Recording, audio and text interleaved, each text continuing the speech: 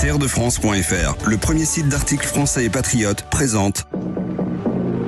Ici Sud Radio. Les Français parlent au français. Je n'aime pas la blanquette de veau. Je n'aime pas la blanquette de veau. Sud Radio Berkov dans tous ses états. Et nous sommes au stand de la Confédération des buralistes, je l'ai dit, au Salon des maires, porte de Versailles à Paris. Et vous savez, on est toujours très heureux de rencontrer les maires parce que, franchement, aujourd'hui, et on le voit bien dans tous les sondages, ils ont toujours la confiance des Français, beaucoup plus que les autres, que ce soit les politiques ou que certains médiatiques, on le sait. Et il y a un vrai problème là-dessus. Et pourquoi ? Parce qu'on voit les résultats, parce qu'on voit ceux qui travaillent de ceux qui ne travaillent pas, et parce que les électeurs, il y a la proximité, et la proximité est fondamentale. C'est vrai, c'est très important de voir quand l'action donne des résultats assez vite pour que l'on s'en rende compte. Et puis, franchement, il y a des maires, je ne vais pas vous cacher, et vous le savez, auditeurs de Sud Radio, résistants de Sud Radio, qui nous écoutez tous les jours, que par exemple, sur la maire de Paris, je ne peux pas dire que j'ai une affection fondamentale eu égard à ce que devient Paris aujourd'hui, et ce qui est devenu Paris aujourd'hui. Il n'empêche, effectivement, on a le droit de critiquer, mais on a le droit aussi de faire des éloges, et de faire des éloges à qui, effectivement, fait son boulot. Et beaucoup de maires, sont très nombreux de maires de France, à faire leur boulot, à faire le job, et à s'occuper de leurs concitoyens, et évidemment, de la meilleure manière possible. Donc, nous sommes très heureux, là dans quelques instants, nous allons recevoir Nicolas Dupont-Aignan et on va parler du maire Dupont-Aignan avant de parler du politique Dupont-Aignan. Et d'ailleurs, vous savez que ce n'est pas la première fois qu'on le reçoit et on le reçoit toujours avec plaisir. Alors, juste, on va lancer le face-à-face, mais auparavant, écoutez, vivez le mieux possible, soyez bien, buvez soit un verre de vin pour ceux qui aiment le vin, soit un verre d'eau pour ceux qui aiment l'eau, et pourquoi pas, n'oubliez pas ce que disait Pierre Dac, je préfère le vin d'ici à l'eau de là. Sud Radio Berkov dans tous ses états, le face-à-face. 13h46 sur Sud Radio, nous sommes toujours en direct de la porte de Versailles au Salon des maires. On est toujours à l'Ébé au stand de la Confédération des buralistes. Et André Berkov, aujourd'hui, vous recevez pour le face-à-face Nicolas Dupont-Aignan, député de l'Essonne, président de Debout la France et surtout l'homme qui a été maire de Hyères dans l'Essonne pendant plus de 20 ans. Bonjour à vous Nicolas Dupont-Aignan. Bonjour à vous. Alors Nicolas Dupont-Aignan, puisqu'on est là, dans un salon que vous connaissez bien, mais surtout, je voudrais quand même parler du métier de maire. Vous avez été élu combien de fois ? Vous avez été maire pendant combien de temps ? 22 ans. 22 ans, c'est ça. Et donc réélu à 80% dans une ville de 30 000 habitants, et j'avoue que j'en suis fier parce que c'est très rare. Voilà. Ah oui, à 80%. À chaque fois, c'est assez joli. Enfin, pas la première fois, les fois d'après. 2001, 2000, je sais plus, 8, 2014. Donc depuis plus de 20 ans, c'est ça. J'ai été élu en 95, vous voyez. Ouais. Et je suis toujours conseiller municipal. Vous savez que le cumul des mandats m'interdit d'être maire. Il y a un maire très bien, Olivier Cledon, qui fait un gros travail, mais on travaille ensemble. Et il a travaillé avec moi quand j'étais maire, il était conseiller municipal et adjoint, et puis maintenant c'est moi qui suis son subordonné, mais je suis toujours présent dans la ville. Voilà. Oui, c'est votre côté Poutine-Medvedev, ça, hein ? C'est ça. Non, je dirais pas ça. Mais vous savez, je vais vous dire, ce qui est important c'est quoi ? C'est de faire, c'est ça que j'adore dans cette fonction, de faire, et ensuite, vous pouvez pas tricher au niveau d'une commune. Vous n'imaginez pas, les gens voient tout de suite ce qui est fait, pas fait. Ouais. Vous ne pouvez pas mentir. La proximité, quoi. C'est d'agir et pas de parler. Et c'est qu'il y a une sanction. Si vous êtes mauvais, vous ne tenez pas. Si vous travaillez bien, vous êtes ratifié. Et vous savez, il y a beaucoup de gens dans ma commune était plutôt de gauche. Et ma commune a voté Macron, ce qui m'a désespéré, à 68%. Et pourtant, ils m'ont réélu député 6 semaines après à 68%. Donc ce que je veux dire, c'est que les gens, au niveau d'une commune... Dites-moi, l'étiquette compte moins. Beaucoup moins. Parce que ce qui compte, c'est ce qu'on fait ou pas. Est-ce qu'on est respectueux de sa parole ou pas. Et je trouve que c'est ça qui est formidable. C'est qu'on peut changer la vie vraiment des gens. Mais alors justement, sincèrement. Nicolas Dupont-Aignan, moi je crois que c'est très important, on va parler de ça. Quelle est les fonctions d'un maire? Une ville de 30 000 habitants, c'est justement, c'est pas un village, c'est pas une petite ville, ce n'est pas non plus la grande ville, mais c'est quand même très important. C'est-à-dire, quels sont les axes les plus importants parce qu'il y a des choses qui dépendent des maires, d'autres qui dépendent de la région, du département, enfin vous savez ça mieux que moi, et puis il y a le gouvernement, il y a l'État. Le rôle du maire, ça aussi deux choses, ça dépend quel maire. Parce que tout est fait pour détruire la fonction de maire, pour casser la démocratie. Et moi, j'ai eu la chance d'être maire d'une ville assez importante, enfin 30 000 habitants, vous avez des services, vous êtes encore à peu près respecté par l'État, encore que. Mais tout est fait depuis 20 ans, c'est pas de ce gouvernement. Tout est fait depuis 20 ans par la technocratie, la bureaucratie, pour casser les communes de France. Et ça s'est fait de manière très pernicieuse, et systématique, très simple. Ouais. D'abord, ils ont créé les communautés de communes. Quand les communautés de communes étaient petites, à échelle humaine, avec peu de compétences, c'était normal, c'était pas mal. On va pas faire une piscine dans chaque commune. Donc ça c'est bien. Mais ça s'est transformé en de gigantesques communautés de communes, fusionnées autoritairement, qui tuent la démocratie.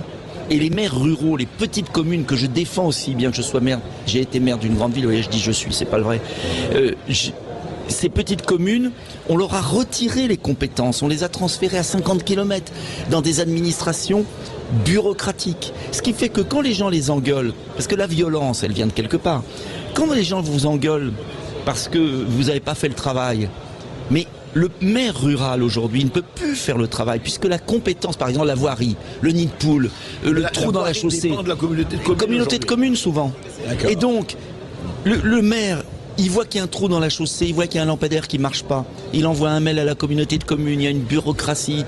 Quand le maire faisait la chose en 2 jours, maintenant ça met 2 mois.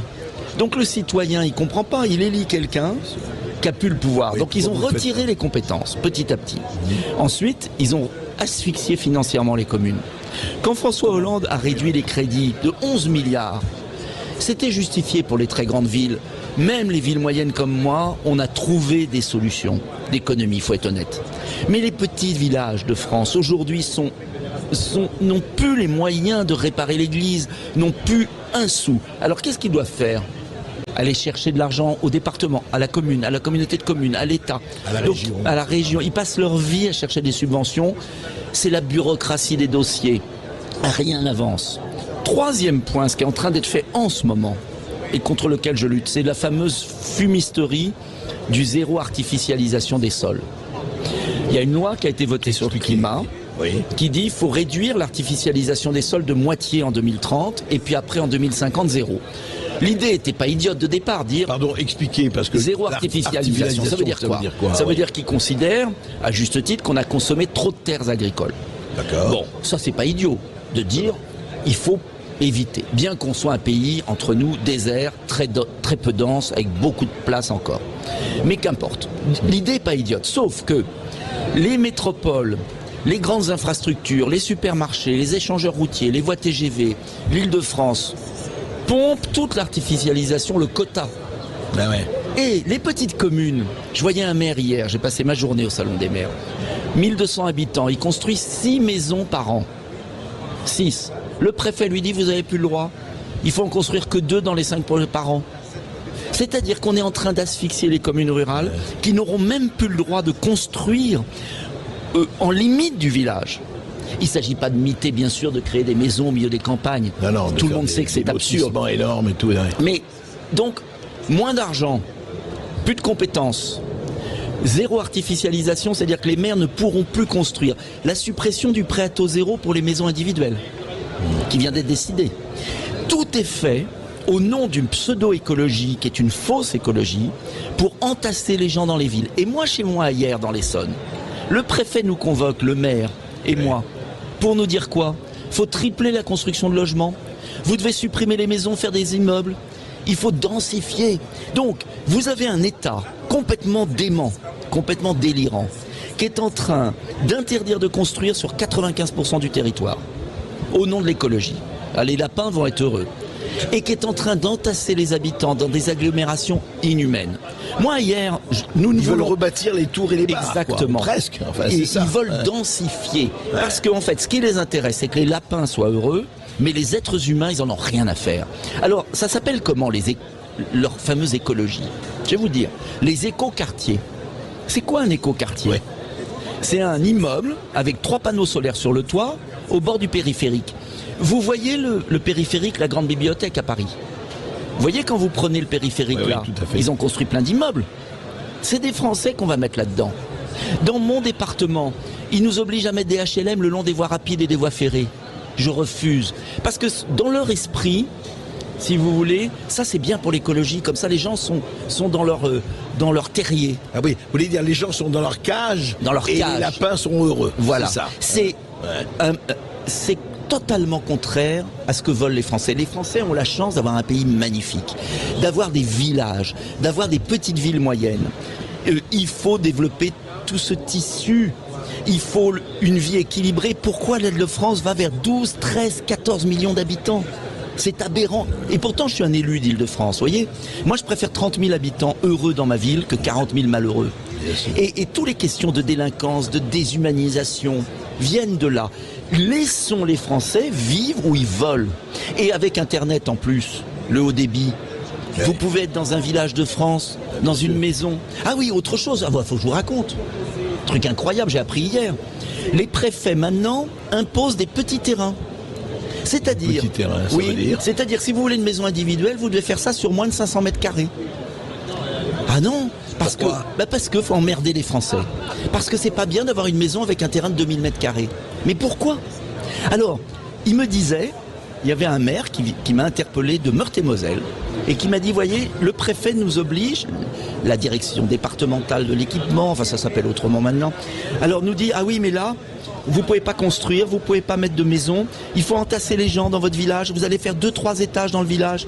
Mais un autre de Franche-Comté qui me disait, on nous oblige à densifier, à regrouper les gens.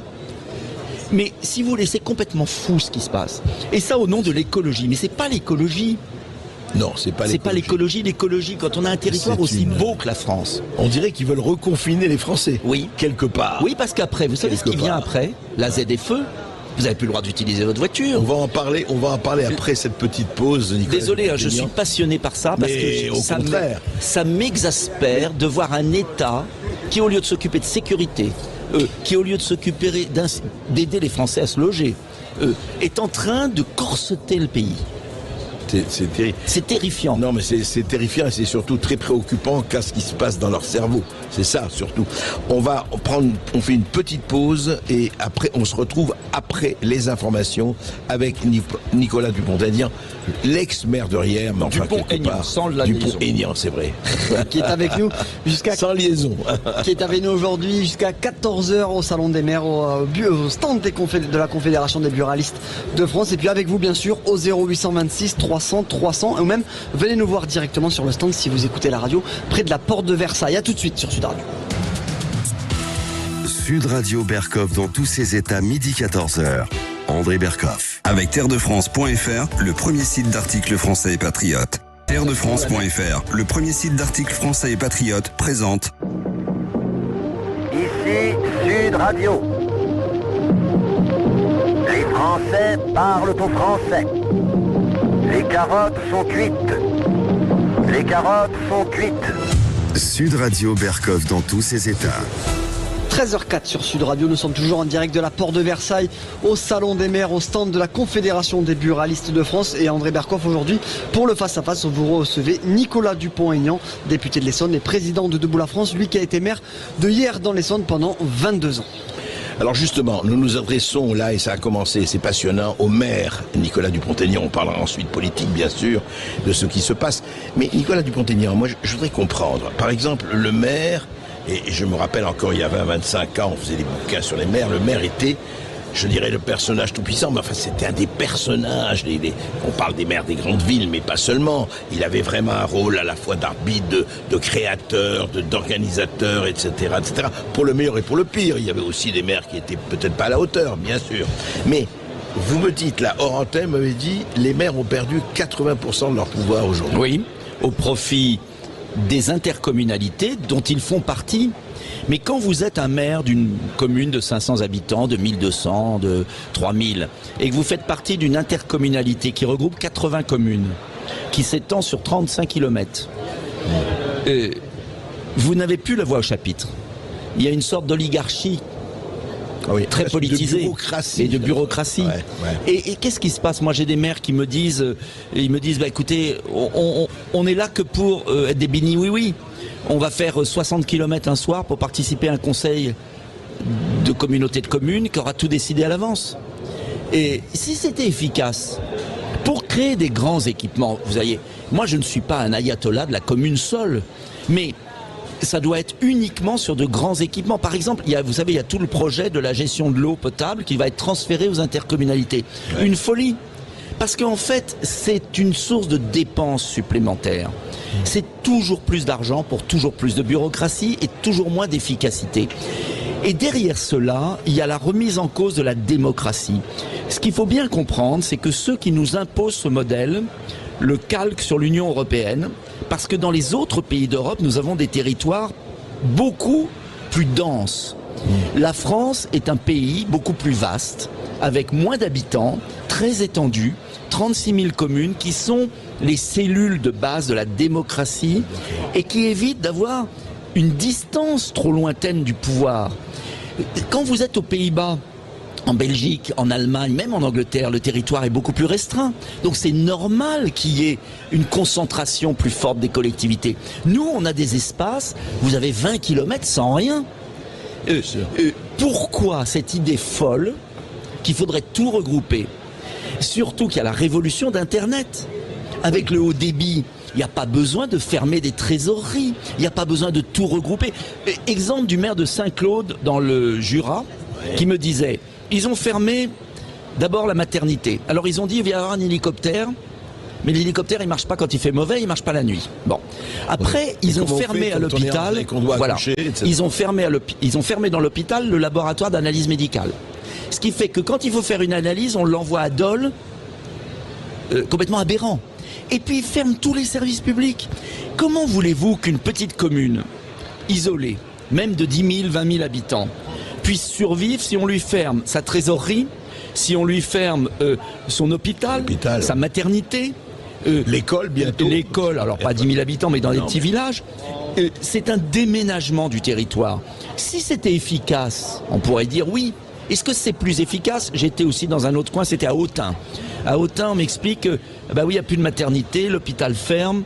Bah oui, les femmes, alors, oui, il y avait un camion. Je fais une vidéo dans la cour de l'hôpital, c'est extraordinaire. Je vais vous raconter l'anecdote. Je fais une vidéo, puis il y avait un camion de SAMU. Alors je fais ma petite vidéo sur la fermeture de l'hôpital. Et puis ils viennent me voir, et puis il y a l'ambulancier qui me dit, bah oui, c'est embêtant pour les femmes. Bon, mais on a ce SAMU, comme ça elles peuvent accoucher dans le SAMU. Alors j'ai dit pardon. Intéressant. Alors il y en a beaucoup. Et il m'a dit bah oui, il m'a dit bah c'est mieux que d'accoucher dans sa voiture. Bah oui. Mais j'ai dit mais je croyais qu'on avait fermé la maternité pour des raisons de sécurité parce qu'il n'y avait pas assez d'accouchements. Donc en fait, on ferme une maternité parce que soi-disant il n'y a pas assez d'accouchements. Et là il y en avait quand même beaucoup. Il y en avait plus d'un par jour. Et la conséquence, c'est que des femmes accouchent chez elles dans une bagnole ou dans le SAMU ou dans l'ambulance. Non mais est-ce qu'on est dans un pays de fous? Est-ce que ça coûte moins cher? Non. Donc en fait, c'est une idéologie. Tout regroupé. Voilà, tout regroupé dans des grandes agglomérations. Et tout densifié. D'avoir des déserts ruraux. Il faut se battre. Mais le problème, c'est que toutes les associations d'élus, désolé de le dire, sont des notables. Donc, ils gèrent la pénurie. Et c'est très pervers cette histoire de zéro artificialisation de la part de l'État, parce que ils disent aux collectivités, bah, entendez-vous pour vous répartir la pénurie. Oui, c'est ça. Ouais. Donc les élus vont être divisés. Vous voyez, ils vont négocier leur SCOT. Ceux qui connaissent le SCOT, c'est le schéma d'aménagement à plusieurs communes. Alors on va leur dire, bah voilà, mais vous avez 2 fois moins de constructibilité. Et puis bientôt vous en aurez plus. Alors qui va le prendre? Bah, le chef-lieu, la grande ville. Parce qu'il va falloir bien, à un moment, accueillir une entreprise. Et donc, tout va être concentré, toujours plus. Or, une bonne efficacité de la France, c'est de profiter de notre territoire. c'est de profiter de nos racines. C'est que les gens aillent vivre où ils veulent. Puis ça a été un grand La pays liberté. agricole, et on le voit. Enfin, Mais la liberté de vivre où on veut, quand même. Et comme on veut, si on a envie de vivre dans une maison, au nom de quoi on devrait vivre dans un immeuble? Expliquez-moi, André Berkoff, Et en fait, expliquez-moi. mais En quoi c'est plus écologique? Alors attendez, cette politique, Nicolas Dupont-Aignan, ça date depuis quand? Cette politique, elle est À peu accentuée près. très fortement là depuis François Hollande. Vous savez et depuis Emmanuel Macron, il y a Madame Vargon. Vous vous souvenez de Madame Vargon? Oui, Elle a été Emmanuel virée. Vargon. Elle a été battue, plus exactement. Elle était d'abord ministre du Logement. Elle a dit il faut plus que les gens vivent dans des maisons. Oui, Voilà, absolument, elle l'a dit. oui. Sauf qu'elle vit dans une très Elle belle vit maison. dans une très belle maison dans le Val-de-Marne. Heureusement, les électeurs du Val-de-Marne l'ont bien virée, l'ont battue. Eh ben, elle a été récompensée. Elle est présidente de je ne sais plus quel organisme, à plus d'un salaire exorbitant. Ah, ouais, ouais. Ah oui. Donc, si vous voulez, des gens battus au suffrage universel sont récompensés. Donc, il faut maintenir notre cap. Et je veux le dire, respecter l'environnement, c'est vivre en harmonie avec la nature, c'est pas vivre dans des villes inhumaines. C'est plutôt, oui, effectivement. Je vois pas en quoi entasser les gens dans des villes inhumaines et respectueux de l'environnement. Et si on consomme un peu d'espace pour avoir une petite maison, en quoi c'est gênant? Autre anecdote, soyons précis. Une ferme, un maire me dit j'ai une ferme abandonnée. J'ai pas le droit de la transformer en logement. Pourquoi? Parce que ce serait pas en continuité avec le C'est village. pas écolo? Non, c'est pas en continuité, donc on va le laisser c'est à pas l'abandon. continué. Ah oui, vous voulez dire, il y a une ferme. Il y a une autre ferme. On pourrait faire 4 logements. Ouais. Sympa. Ouais. Non, on n'a pas le droit. Attendez, il n'y a pas une loi qui en Si, il y a la empêche. loi, mais il n'y a pas une loi, il y a un corset qui est la loi zéro artificialisation, Oui, loi la sur le fameuse climat, loi. Ouais. qui dit d'ici 2030, il faut réduire de moitié l'artificialisation. Comme les grandes villes. Regardez à Toulouse, regardez Montpellier, ils continuent à bétonner, à consommer l'espace. Qui on va sacrifier? Les villes moyennes, les villages de France, qui ne pourront plus construire. C'est une aberration. Tension aussi sur le marché. Pourquoi les gens restent habiter dans des villages aussi? Parce que c'est moins cher. Bien sûr. Et bien là, on fait une tension sur le prix de l'immobilier. Oui, ajoutez puisqu'on à ne peut plus ça construire, ouais. les 5 millions de passoires thermiques, soi-disant, qui vont être interdits à la location. Une 5 folie, millions d'habitations. Une folie. Ouais, ouais. Qui va payer ça?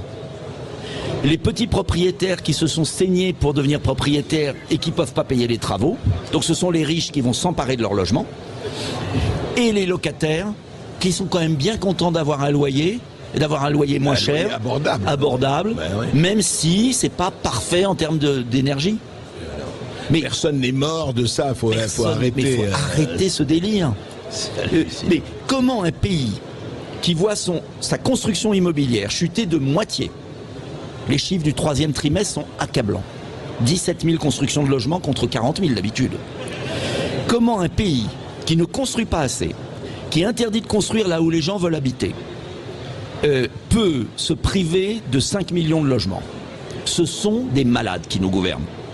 Donc il faut annuler cette disposition. Et ensuite, il faut inciter bien sûr à faire des rénovations énergétiques en fonction des moyens des gens, petit à petit, et ça se fera naturellement. Petit à petit, pas leur demander de dépenser 40 000 euros. Mais c'est impossible. Qui va... Mais comment? Mais où vivent ces gens? Alors, il faut acheter une voiture électrique. Vous avez vu le prix d'une voiture électrique? On n'a pas les hier. Il faut acheter une voiture électrique. Il faut dépenser 30 000 euros pour isoler et faire de sa maison une boîte de conserve. Mais ces gens vivent hors du temps et de l'espace. Mais qui peut faire ça? Mais parce qu'aux yeux des princes qui nous gouvernent, si vous ne gagnez pas 100 000 euros, vous êtes un pauvre type, quoi. Et au jeu, pardonnez-moi de vous le dire, de certains journalistes qui relaient les princes qui nous gouvernent. Certes. Hein? Je ne vais pas... Désolé. Je n'en suis André, pas, donc je me je le sens sais. très à l'aise. C'est pour ça comme que je vous le savez. dis.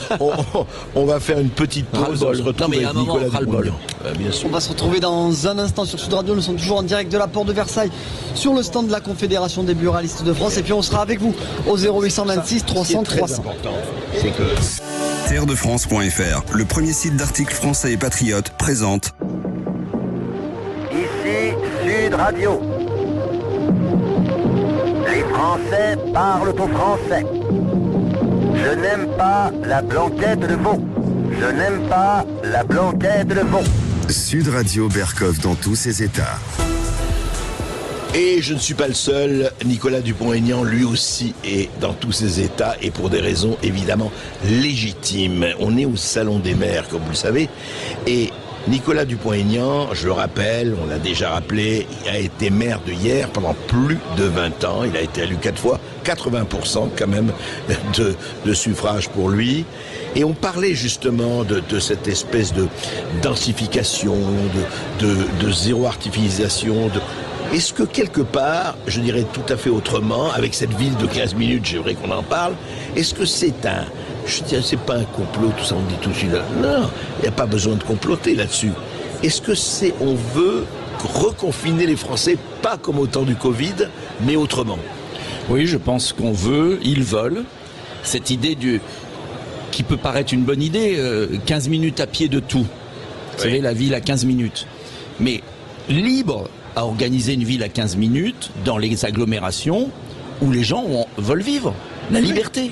Mais si on a envie de vivre à la campagne, si on a envie de vivre dans une ville moyenne, si on a envie de vivre à l'écart, mais qu'on nous laisse vivre. Vous voyez, ce qui est terrible dans notre pays, c'est cette volonté que tout le monde vive pareil.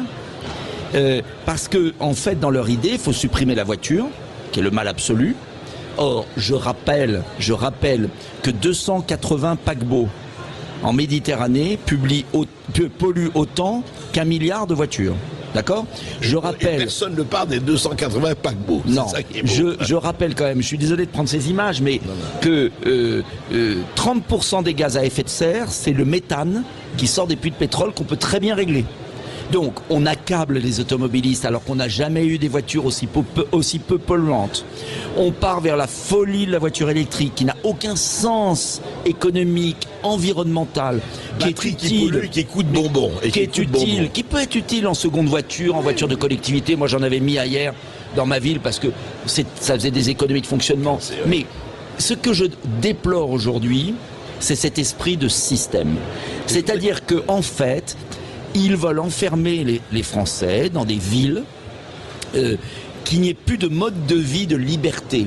Et derrière les villes, et avec la suppression des villages, parce que quand on détruit les compétences, les finances, le pouvoir d'urbanisme des maires, ça veut dire qu'on condamne à mort des villages. C'est la fin de la démocratie. Et puis fin de la démocratie, parce que vous connaissez votre maire. Non, mais vous ne connaissez pas votre président de l'intercommunalité. Non mais Nicolas Dupont-Aignan, comment on fait dans un village où on a besoin de sa voiture? Sinon on est mort. Et puis, et c'est pour ça qu'ils veulent pas qu'il y ait de gens dans les villages. Et puis après, qu'est-ce qu'ils vous diront? Ils vous diront, ah oui, d'ailleurs il y a eu un rapport de la Cour des comptes. Je suis pas complotiste. C'est une réalité, rapport de la Cour des comptes qui dit la France doit réduire son cheptel bovin de 20%. Et parce que ça pollue. Mais c'est curieux, les bovins brésiliens bourrés d'hormones qu'on fait traverser l'Atlantique, ou les agneaux qui viennent de Nouvelle-Zélande dans des sachets plastiques avec bourrés de produits chimiques, ça pollue pas la planète. Ça pollue pas. Donc ce que je dénonce, c'est cette écologie à géométrie variable, cette fausse écologie. Comme le reste. Comme le reste. Oui, il faut protéger l'environnement, le recyclage. Il y a plein de choses à faire. J'ai fait un rapport sur la pollution plastique dans les océans. Il y a plein de choses à faire pour défendre l'environnement. Je refuse qu'on me traite d'anti-environnementaliste. En revanche, je refuse qu'on instrumentalise une pseudo-protection environnementale pour, en fait, enfermer les Français dans des villes inhumaines.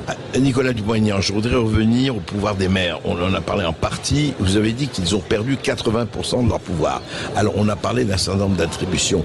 Quoi d'autre par rapport à l'État? Je veux dire, qu'est-ce qui fait que les maires aujourd'hui n'ont plus la marge de manœuvre qu'ils avaient encore il y a peut-être 30 ans? Il y a aussi la volonté de l'État de recentraliser. Ce que je vous disais, c'est-à-dire de faire jacobinisme. C'est une espèce de pseudo-jacobinisme. Parce que moi, si vous voulez, vous aviez le jacobinisme du général de Gaulle, qui par exemple, quand il décide des villes nouvelles, quand il décide le Languedoc-Roussillon, on va en faire une zone touristique, il a été utile au pays.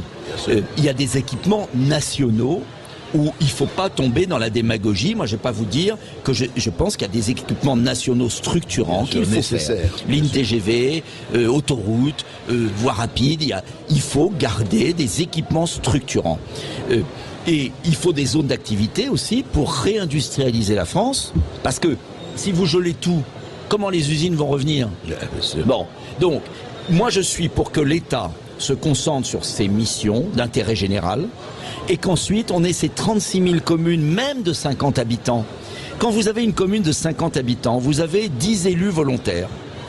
Ils font quoi? Ils tondent la pelouse, ils entretiennent le cimetière, ils ouvrent l'église, Ils font l'état civil, ils surveillent ce qui se passe. Parce que les gendarmes sont bien contents d'avoir les maires pour savoir ce qui se passe dans le pays. Bien sûr.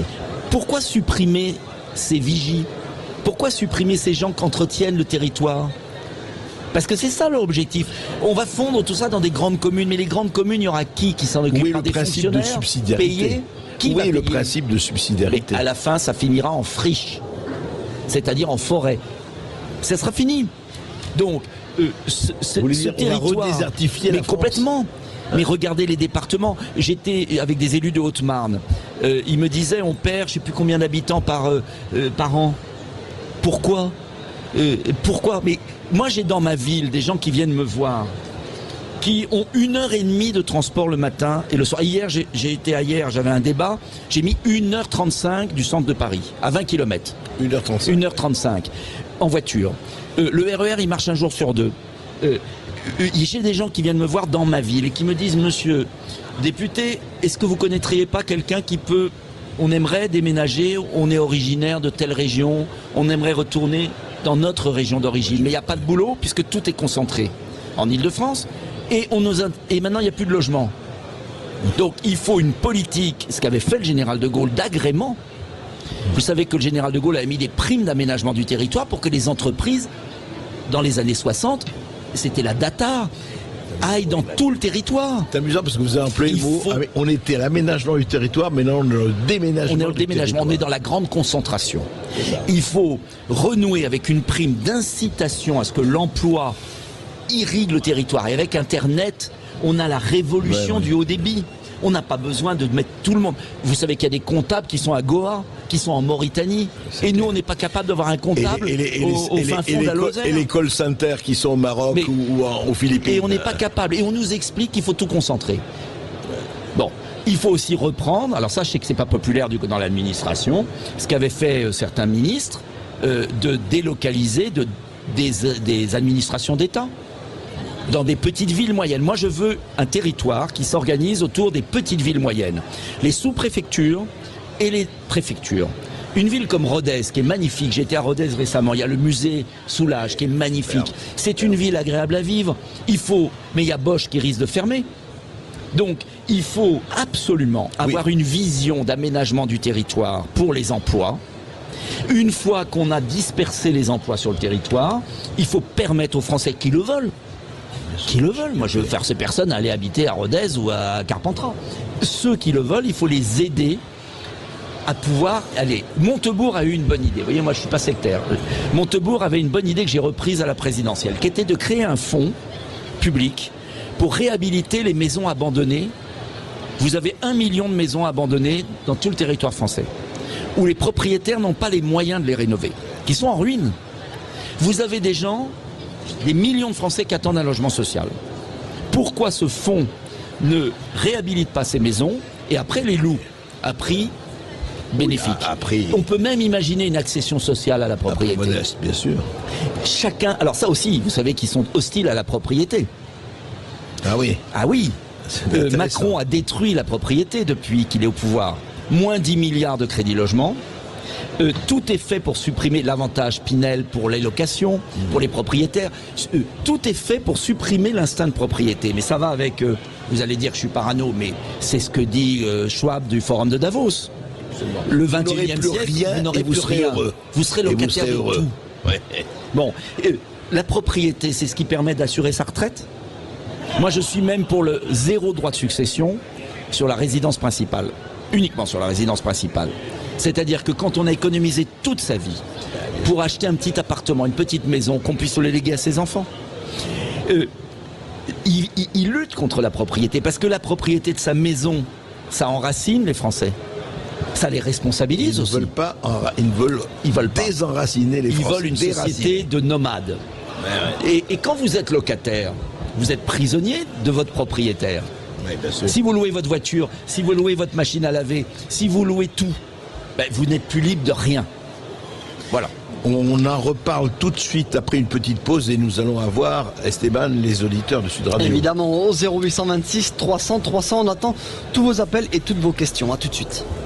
Terredefrance.fr, le premier site d'articles français et patriotes, présente. Ici Sud Radio. Français parlent au français. Les carottes sont cuites. Les carottes sont cuites. Sud Radio Berkoff dans tous ses états. La grammaire des maires se conjugue-t-elle désormais au passé ? Que vont devenir les maires ? Parce que jusqu'à présent, on est formidable, être maire, magnifique.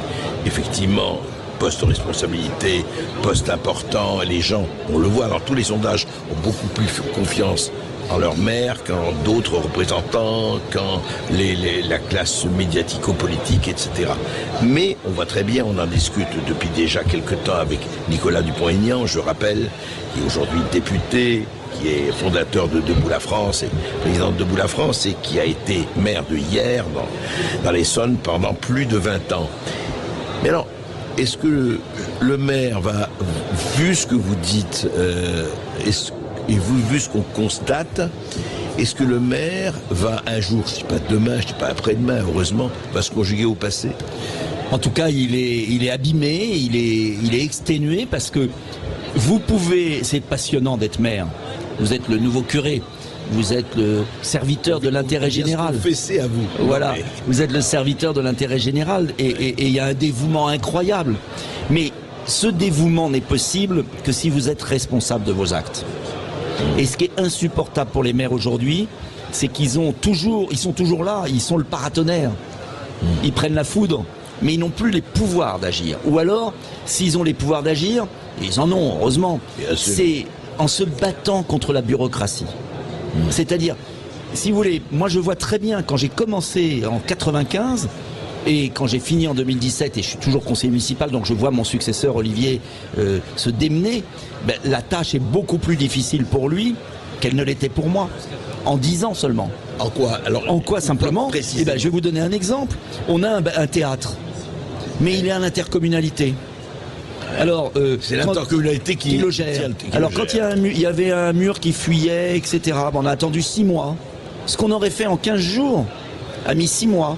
Et il faut des négociations, il faut aller quémander aux nouveaux féodaux, le président de la communauté, qui quand il vous aime pas politiquement, vous laisse le mur fuir pendant 1 an, qui répare pas votre nid de poule si vous n'êtes pas obéissant. Parce que c'est ça aussi, la nature humaine, elle n'est pas parfaite, vous savez. Et ça renforce. Pourquoi ça fonctionne comme ça ? C'est parce que les partis politiques sont ravis. Le maire, c'était un être indépendant politiquement. Moi, j'ai pu être élu député, député en faisant un bras d'honneur à tous les partis politiques, parce que j'étais maire. Le jour, les partis politiques sont ravis de cadenasser la démocratie, parce que comme ça, si tu veux ton bout de trottoir, ton clocher d'église, etc., bah, tu la fermes. Tu la fermes, ou tu prends ta carte, ou tu es, disons, obéissant. Et les maires vivent mal cela, parce que ce sont des gens sincères. Alors heureusement, vous savez, quand on est maire, on compte pas son temps et il y a un dévouement qui reste énorme. Et puis il y a des maires qui participent aux intercommunalités. Et puis il y a certaines intercommunalités qui fonctionnent bien. Tout n'est pas négatif. Attention, je ne veux pas dramatiser. Mais quand même, si on continue comme ça, il n'y aura plus de maire. Et après on dira, ah tiens c'est curieux, il faut payer quelqu'un. On va payer un fonctionnaire. Mais le fonctionnaire, il ne sera pas là la nuit. Il ne sera pas là le dimanche. Et c'est normal. Gardons. Le maire est par vocation plus dévoué, mais plus c'est l'autogestion. Vous savez, l'autogestion. Ouais. Les communes de France, c'est de l'autogestion. C'est la cellule révolutionnaire. Vous savez, c'est pas étonnant. On est passé du féodalisme à la révolution des communes. Et aujourd'hui, nous sommes dans un système de plus en plus féodal, oligarchique. Et moi, je crois à la démocratie, je crois à la responsabilité individuelle. Voilà, donc je pense que quand on est mauvais, on doit se faire engueuler. Et les chefs d'entreprise, ils se font engueuler. Vous, si vous faites une mauvaise audience, on va vous engueuler. Bien sûr. Normal. Votre journaliste qui prépare l'émission, s'il prépare mal, vous ne pouvez pas savoir ce qui se passe. Est-ce que vous êtes dur ? Non, mais il y a un moment où on est responsable de ses actes. Il n'y a que les élus qui sont jamais responsables de rien. C'est pas normal. Ils sont responsables devant leurs électeurs. Oui. Après, à un moment donné, il y a une sanction. Si vous n'êtes pas bon, on vous renvoie quand même à normalement. Élection. Normalement. Mais quand c'est au niveau local, plus vous montez, regardez Dupond-Moretti qui est toujours là, c'est quand même incroyable. Ça, c'est une autre affaire. Oui, c'est un autre Dupont, ça. Ouais. On va pas comparer. Avec un D. On va pas comparer. Est-ce que nous avons des auditeurs ? Oui, ça appelle au 0826 300 300. Nous sommes justement avec Jean-Claude qui nous appelle depuis l'Essonne. Bonjour Jean-Claude. Bonjour Jean-Claude. Oui, monsieur Bercoff, bonjour, monsieur le maire ou monsieur le député, je suis très heureux de vous avoir au téléphone. Très heureux. J'ai travaillé pendant pas mal d'années sur votre région, c'est-à-dire Hyères, Crosne, Montgeron, Brunois. Et allô. On vous écoute. Ah, voilà. J'ai travaillé dans une grande entreprise qui a le monopole de la distribution des lettres et des colis, pour le moment. Et je voulais vous poser une question. En tant que maire, même si vous n'y êtes plus, mais vous y avez été pendant des années, que pensez-vous et que peut faire un maire face, je dirais, aux fermetures, je dirais, des bureaux de poste, qui sont quand même un service public que vos concitoyens aiment bien, malgré tout. Et que pensez-vous du chantage un petit peu, le mot est fort, mais je le mets entre parenthèses, monsieur le député, que pensez-vous un petit peu du chantage de cette entreprise qui s'adresse au maire en disant, nous, bureau de poste, on va le fermer, mais vous, si vous voulez une présence postale, eh bien écoutez, on fait une annexe postale, et c'est vous, effectivement, en tant que maire, qui allez payer, si j'ose dire, vos salariés. C'est exactement ce qui se passe. Nous avions la poste centrale à Hyères, et puis nous avons un bureau de poste dans le quartier Pasteur. Et la poste est venue nous voir en nous disant on ferme, sauf si vous payez. Et on a payé. Voilà, c'est scandaleux. C'est-à-dire que la poste vient vous voir, on dit si vous voulez, vous payez. Soit vous payez, soit on ferme. Et vous n'avez pas d'autre solution? Non, aucune. Et donc on a payé. C'est-à-dire qu'on a mis un emploi. Alors ils ont laissé un demi-emploi de mémoire. J'ai dû me battre à l'époque comme un chien pour avoir un distributeur de billets. Parce que là aussi, ils veulent les fermer, les banques veulent tout fermer. Mais si vous voulez, il faut bien comprendre qu'à partir du moment où, au sommet de l'État, il n'y a pas de volonté d'aménagement du territoire, il n'y a rien. Ces organismes, ces entreprises publiques, qui n'ont plus rien de public, sont laissées comme des monopoles privés. Et donc, elles font n'importe quoi. Et ils n'en ont rien à foutre. Nous sommes traités comme des chiens. Les élus sont traités comme des chiens par ces organismes. Et vous pouvez tout faire, et en plus le service est moins bon, mais ils vous disent on n'en a rien à faire, puisque leur patron, l'État, et ils sont en monopole. Qui pourrait le taper du poing sur la table, leur dit très bien, on s'en fiche. Mais ce qui se passe, vous avez pire, vous avez l'éducation nationale. Quand vous pensez que vous avez des petites écoles, pour une petite commune de 500 habitants, de 300 habitants, c'est vital une école, une classe. Alors qu'est-ce qu'on fait quand même? On est dans un pays de fous. Au lieu de dire à un enseignant, vous faites 10 km pour aller faire classe dans telle école, on déplace à 6 h du matin dans des cars payés par le département ou la région des enfants, parce que les 4 profs vont être ensemble dans un établissement, soi-disant ensemble. Mais moi j'estime qu'il vaut mieux déplacer les professeurs que les enfants. Donc vous avez sur toutes les routes de France des dizaines de milliers de petits qui circulent dans des bus qui coûtent une fortune parce qu'il y a ces regroupements pédagogiques. Alors oui, parfois c'était utile de faire un regroupement pédagogique. Attention. Mais quand il y a 2 classes qui marchent très bien, en quoi c'est gênant que les 2 professeurs viennent? Est-ce qu'on n'a pas appris à lire correctement? C'est pas un problème. Donc on épuise les élèves au lieu d'épuiser les professeurs. Je ne dis pas qu'il faut épuiser les professeurs, mais vous comprenez? Tout participe d'une volonté de concentration, de pseudo-rationalité. Et vous savez que la Poste, et vous avez travaillé à la Poste a fait combien de cabinets d'études à la con, style McKinsey, qui ont refait l'organisation. Moi j'ai un dépôt de poste dans ma commune, à chaque fois que j'allais voir les postiers, ils me disaient on a une nouvelle réorganisation par un cabinet d'études de types qui n'ont jamais foutu les pieds dans une poste, mais ça rapporte, et qui refont, et tout est refait 100 fois. Voilà, ras-le-bol. C'est ça. Alors, Esteban. Respectons les fonctionnaires qui faisaient bien leur boulot. On va marquer une courte pause et après on rejoindra Jean-Marc qui nous appelle au 0826 300 300. À tout de suite sur Sud Radio. Terredefrance.fr, le premier site d'articles français et patriotes, présente. Ici Sud Radio. Les Français parlent au français. Je n'aime pas la blanquette de veau. Je n'aime pas la blanquette de veau. Sud Radio Bercoff dans tous ses états. 13h45 quasiment sur Sud Radio. Nous sommes toujours en direct de la Porte de Versailles au Salon des maires. André Bercoff aujourd'hui reçoit Nicolas Dupont-Aignan, l'ancien maire de Hyères et le député Debout la France. Et puis nous avons Jean-Marc qui nous appelle depuis Narbonne. Bonjour Jean-Marc. Bonjour Jean-Marc. Bonjour André, bonjour monsieur Dupont-Aignan. Merci d'exister. André, à monsieur Dupont-Aignan aussi. Il y a tout qui part en vrille dans notre pays, donc j'ai une question, si vous pouvez répondre à la fin. Pourquoi nos gouvernants font tout font tout pour que tout se casse la figure. Ça, j'ai du mal à comprendre entre plans, entre incompétences. Après, je voudrais parler du monde rural. Le monde rural, ça fait 30 ans qu'il est laissé à l'abandon. On a enlevé nos petits hôpitaux, on a enlevé la poste. Donc l'épicier est parti, le bar où tout le monde venait pour rigoler, pour taper la belote, il est parti aussi. Donc le monde rural, au lieu de mettre tout l'argent dans les quartiers qui n'ont servi à rien, mais à rien du tout, parce que les quartiers, on met de l'argent et puis 10 ans après, ils sont aussi délabrés que si on n'avait pas mis nos milliards, alors que le monde rural, c'est un monde de liberté, c'est un monde d'artisanat, c'est un monde de gens qui peuvent se permettre de réfléchir. Or, plus ça va, moins on veut que les gens réfléchissent. Et ils y sont arrivés. Ils y sont arrivés. Regardez par exemple la délinquance qui se passe en ce moment. Pourquoi on ne réhabiliterait pas un petit camp d'entraînement à Cayenne, si vous voulez? Parce que vous savez, la personne qui irait, je ne suis pas du tout extrémiste, mais la personne qui irait à Cayenne en train de casser des cailloux ou faire des chaises ou faire des choses pendant 1 an et demi ou 2 ans, je pense qu'il arrêterait, si vous voulez, de sortir avec le couteau ou de dire sur les sites internet des choses qui sont complètement à l'encontre de République française et des vrais droits. Liberté, égalité, fraternité, ce n'est plus qu'un marketing, c'est un slogan marketing, mais en France, on n'est plus du tout dans ce domaine-là. Donc il faut être quand même assez radical pour les gens qui sont radicaux, je pense. Donc Monsieur Dupont-Aignan, j'ai voté pour vous et pour Monsieur Philippot, parce qu'il faut aller quand même dans la vie, il faut essayer d'être en osmose, en harmonie avec ses pensées, parce que le soir je m'endors avec moi, mais je me réveille avec moi.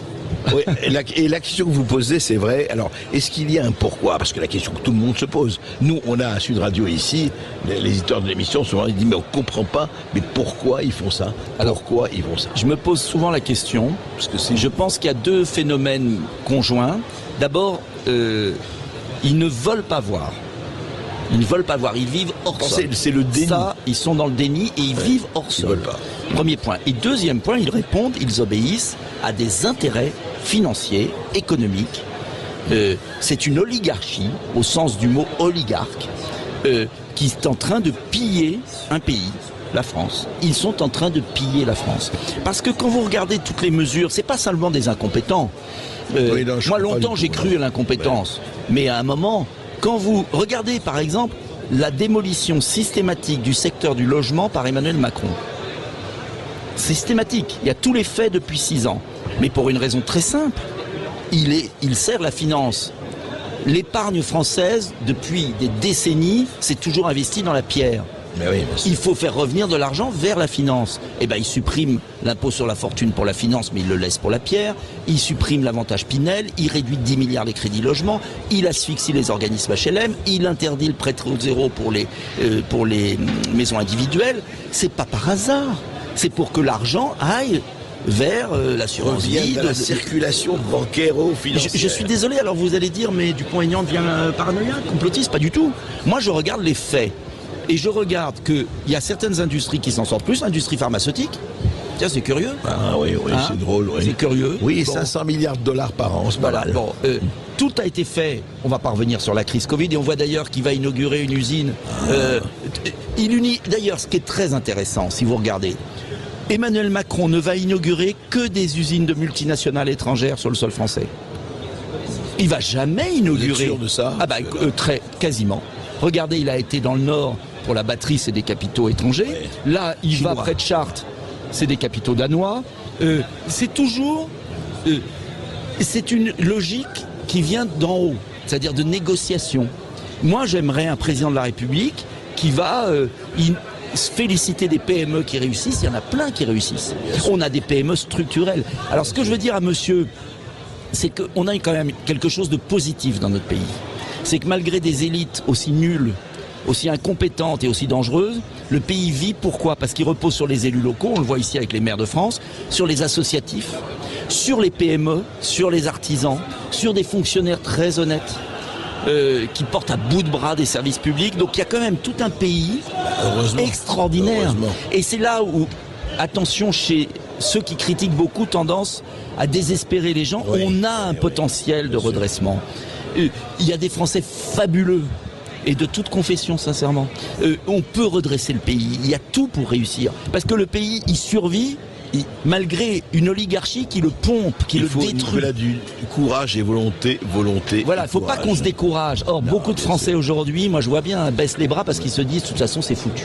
Et moi, on ne peut pas dire c'est foutu, il y a trop de gens bien dans le pays pour les laisser tomber. On remercie Jean-Marc et on accueille Stéphane qui nous appelle depuis le Lot-et-Garonne. Bonjour Stéphane. Bonjour Stéphane, on vous écoute. Bonjour André, bonjour Nicolas Dupont-Aignan, bonjour à l'équipe. Bonjour. Effectivement, moi je dirais, je voulais porter un témoignage en fait en tant qu'ancien citadin installé nouvellement à la campagne dans un petit village dans le Lot-et-Garonne qui a la même population que le pauvre village de Crépol qui a eu à subir ce que l'on sait. Ouais. Concernant moi, j'y suis depuis un petit peu plus d'un an. Monsieur Dupont-Aignan, vous parliez des villes et de la densification où tout est à 15 minutes à pied. Le témoignage ici, c'est quand je vais à 15 minutes à pied. Si je vais au nord, j'ai des champs. Si je vais au sud, j'ai des champs. Si je vais à l'ouest, j'ai des champs. Si je vais à l'est, j'ai une forêt, un bois. Concernant pour faire le lien avec Crépol, nous, on a eu Emmanuel Macron qui est venu pérorer, qui est venu parader, à Tonins il n'y a pas longtemps en disant on ouvre une nouvelle gendarmerie. En fait, c'était la concentration de plusieurs gendarmeries, donc en fait il y a plusieurs sites confirmés. On les a remplacés par des camions.